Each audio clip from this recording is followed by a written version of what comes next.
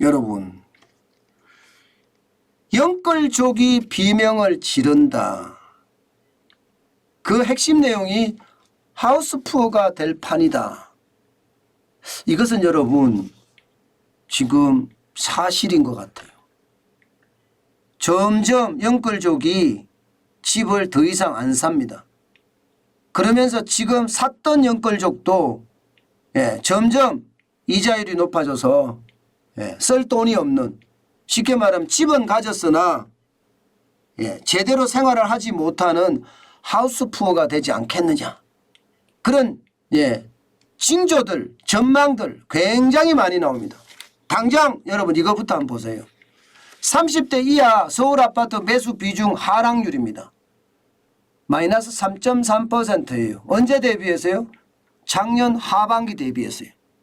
작년 하반기 대비해서 올 1월부터 5월까지가 마이너스 3.3% 줄었다는 거예요.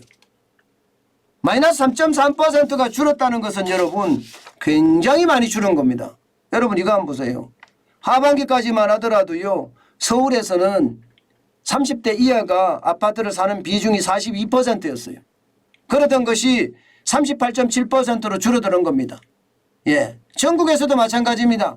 31%나 되던 그 비중이 29%로 2%포인트나 줄어드는 겁니다. 이것은 결국 말입니다.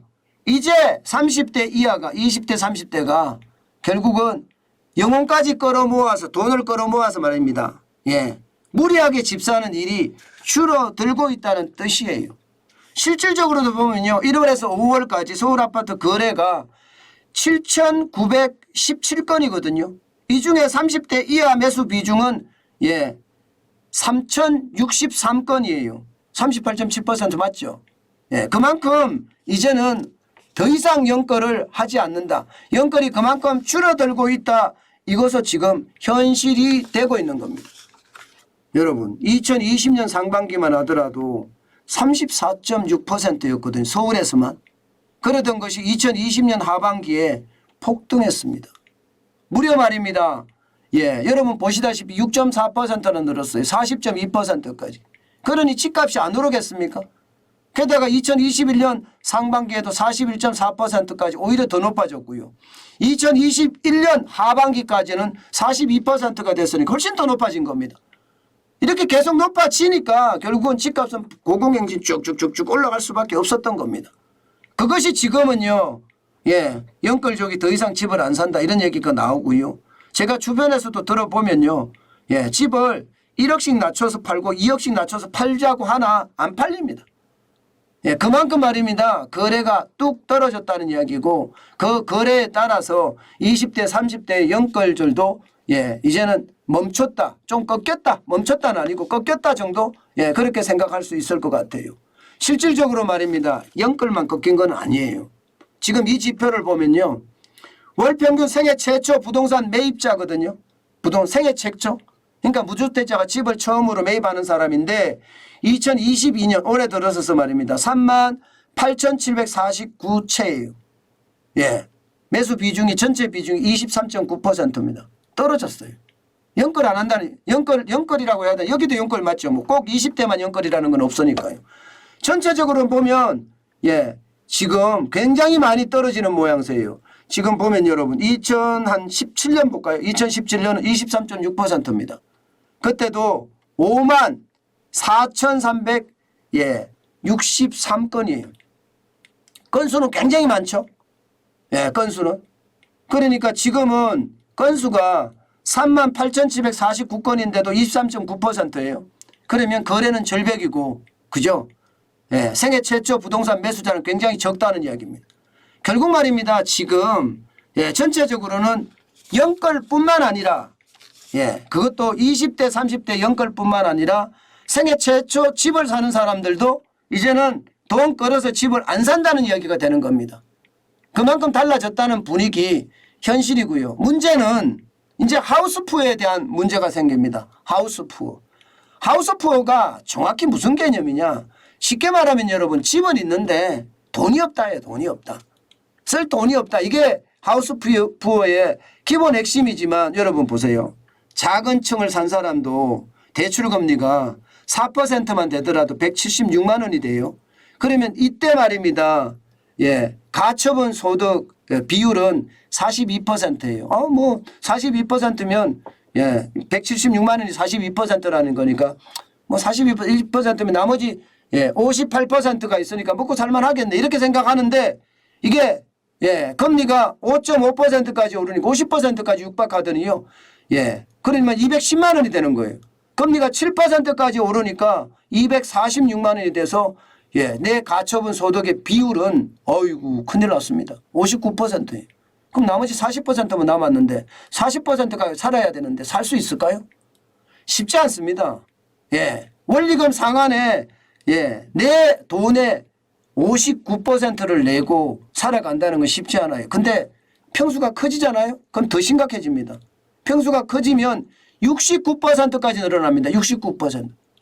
그러면 내가 버는 소득에 이것저것 내고 가처분 소득이니까요. 이것저것 내고 내가 실제 쓸 수 있는 돈이 예, 돈 중에서 말입니다. 70%를 원리금 상환에 쓴다면 여러분. 예, 원리금 상환에 쓴다면 나머지 30% 가지고 살 수 있을까요? 생활비라도 될까요? 생활비는 얼추 될 수 있겠지만 아이들 교육비, 아이들 성장비는 될 수 있을까요? 쉽지 않습니다. 그래서 연끌족의 비명이 터졌다는 겁니다. 지금 연끌족의 어떤 매입 비중도 좀 많이 떨어졌고요. 또 더 떨어진 것은 예, 이게 이대로 버틸 수 있을까? 내가 버는 돈 가지고 원리금을 내고 나면 생활하기가 너무 빠듯한데 계속 버텨낼 수 있을까? 그러면서 비명을 지르는 거죠. 나 못 살겠어 진짜. 뭐 이렇게 나오는 거죠. 지금 그렇게 될 가능성 굉장히 높아졌고요. 앞으로도 더 높아질 가능성 굉장히 큽니다. 이대로 가다가는 여러분 보시다시피 굉장히 어려워집니다. 굉장히 어려워집니다. 전체적으로도 한번 볼까요? 전체적으로 전체 면적에서도 보면 여러분 예, 가처분 소득이 지금 금리가 4%일 때는 187만 원인데 부담은 45%예요. 금리가 5%가 되면 223만 원이 되고요. 부담률은 53%가 됩니다. 그리고 금리가 7%가 되면 261만 원이 되고요. 62%가 됩니다. 물론 예, 전체가 중대형이나 대형 평수보다는 좀 낮지만 전체적으로는 심각한 양상이 될 수밖에 없다. 이런 얘기가 되는 거잖아요. 그죠? 되는 거죠. 예, 여러분 연끌족의 비명은요. 결국은 더 커져서 자칫 잘못하면 하우스푸어가 되고 하우스푸어가 길어지잖아요. 예, 집은 있는데도 굶고 산다는 게 하우스푸어인데 예, 이게 길어지면 결국은 집을 팔 수밖에 없을 거예요. 근데 문제는 집값이 떨어졌어요. 근데 싼 집값 떨어진 값에 팔아야 된다? 아이고 그러면 최악이 될 겁니다. 그래서 비명을 계속 지를 수밖에 없고 여기저기 곡소리가 난다는 이야기도 이게 버릴 수가 없는 사실입니다. 그만큼 말입니다. 경제 전체적으로 점점 어려워진다는 게 현실이라는 것. 예. 그래서 부동산 시장에는 거래의 절벽이 일어나고 부동산 시장 전체에도 활력이 떨어지는 그래서 경제 전체에 미치는 영향도 커지는 그런 상황이 지속될 수도 있다. 이 말씀을 드리고 싶습니다. 부동산은요. 쉽지 않을 거예요. 그렇다고 갑자기 떨어지지는 않을 것 같아요. 천천히 떨어질 것 같긴 한데 떨어지는 것은 분명해 보입니다. 1997년에 보니까요. 예, 7년 98년 사이에 집값이 엄청 떨어졌었거든요. 40% 50%까지 떨어졌으니까 그렇게 떨어질 수도 있을지도 모르겠어요. 그러나 예, 이게 장시간에 걸쳐 떨어질 겁니다. 게다가 인구까지 줄어드는 상황이니까 점점 오래 걸리겠죠. 아마도요. 예, 분명한 것은 부동산 시장은 베어마켓 다시 말해서 대세 하락 장세가 될 가능성이 크다. 예, 뭐 이 정도 이야기하는 게 오늘 맞을 것 같습니다.